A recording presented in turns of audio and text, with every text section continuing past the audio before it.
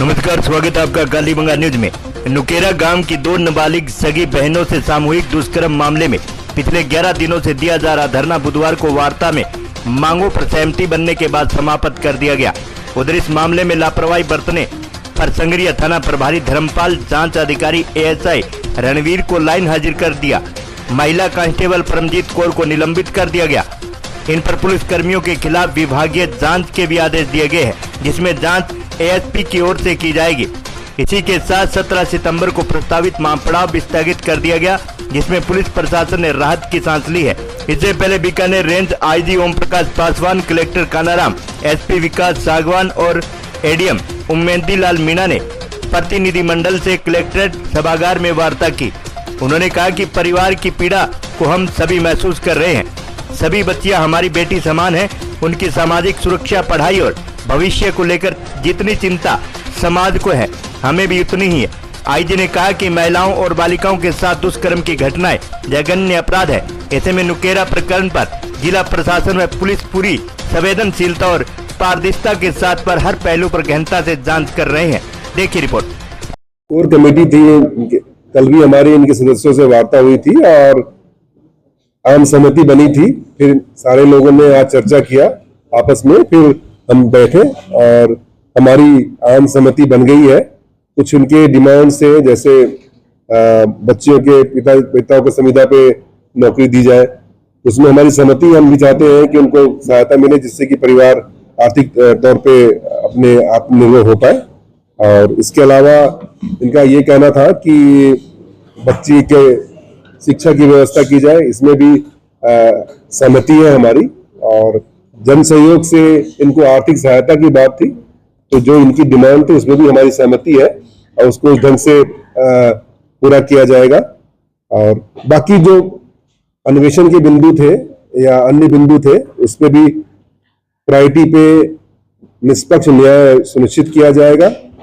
बच्चियों के लिए कहना था कि बच्चियां जब बालिग हो जाए तो उनको संविदा पे नौकरी में प्राथमिकता दी जाए। उसमें भी हमारा एग्रीमेंट है कि बच्चियां जब अच्छे ढंग से पढ़ लिख लेंगी तो नियमानुसार उस समय इनको प्रायोरिटी देंगे। तो इस संबंध में भी उनसे चर्चा हुई है और इन सारी बिंदुओं पर जब सहमति बनी है, उसके बाद इन्होंने निर्णय किया है कि अपना धरना ये उठाएंगे। बाकी चीजें आप इन लोगों से पूछ सकते हैं। जांच अधिकारी को कोई हटाया है या किसको लाइन हाजिर की? हाँ, वो मैं बता सकता हूँ। एसएचओ और एएसआई, जो कि एएसआई इनिशियली अन्वेषण अधिकारी थे, और एसएचओ का जो इन्होंने कहा है कि कंडक्ट ठीक नहीं रहा है, तो इस कारण से उनकी जांच कराई जाएगी। एडिशनल एसपी अधिकारी से उनको भी लाइन हाजिर किया गया है। जो कांस्टेबल थी, उन्होंने कहा था कि कांस्टेबल का भी जो आचरण है वो बच्ची के प्रति ठीक नहीं रहा, तो उसकी जांच कराई जाएगी और उनको सस्पेंड किया गया है, उनको लाइन हाजिर किया गया है। जी साहब, अब तक इसमें कितनी गिरफ्तारी हो गई? सही, अभी तक 7 गिरफ्तारियां हो चुकी है और बाकी लोगों से भी पूछताछ जारी है।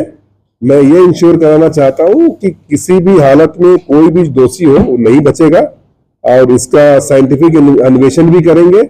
और मैंने एसपी महोदय को निर्देश दिया है इस प्रकरण को केस ऑफिसर स्कीम में रखें, जिससे कि शीघ्र चालान पेश हो कोर्ट में और दोषियों को सजा हो। कोर कमेटी ने एक मांग वो रखी थी कि होटल संचालक के खिलाफ भी कार्रवाई की है। इस संबंध में हमारी पूरी चर्चा हुई है और जो भी बिंदु उन्होंने रेज किए हैं उस पर जांच करेंगे।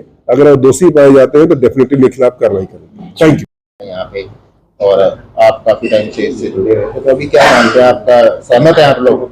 बिल्कुल निश्चित तौर से सहमत है। हमारी जो सवालात थे, हमारे जो भी हमारी ग्रीवेंसेस थे, वो सबने रखे हैं। उनका हमें संतुष्ट जवाब मिला है और निष्पक्ष तौर से जांच होगी, कोई दोषी बचेगा नहीं।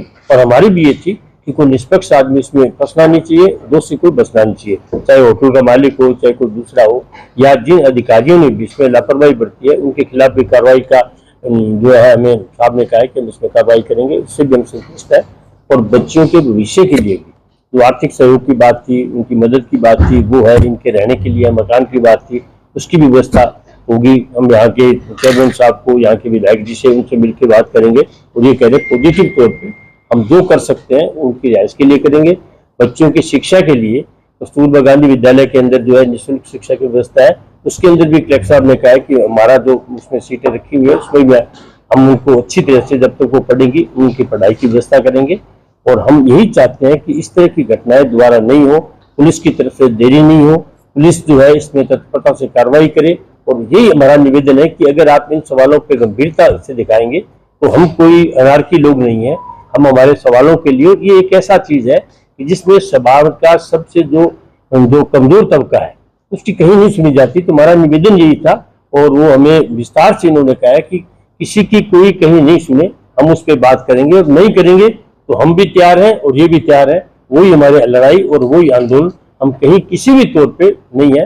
अभी हम चाहते हैं कि सिर्फ लड़ाई नहीं, हम जो कुछ उनसे हासिल करें वो हासिल हुआ है और फिर भी अगर कोई कमी रहेगी इस केस के अंदर तो फिर हम दोबारा लड़ाई के लिए बिल्कुल तैयार हैं। धरना उठाया जाएगा, अभी धरना उठाया जाएगा।